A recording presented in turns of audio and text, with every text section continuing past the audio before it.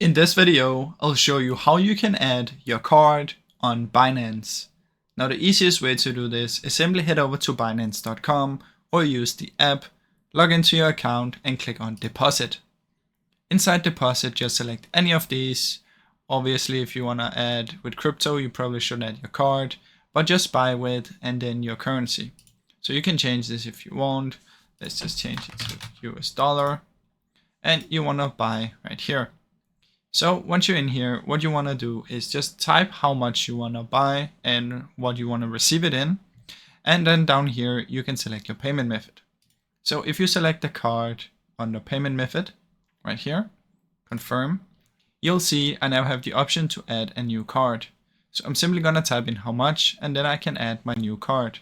So that is basically how it works, guys. Now I really hope you enjoyed this short video.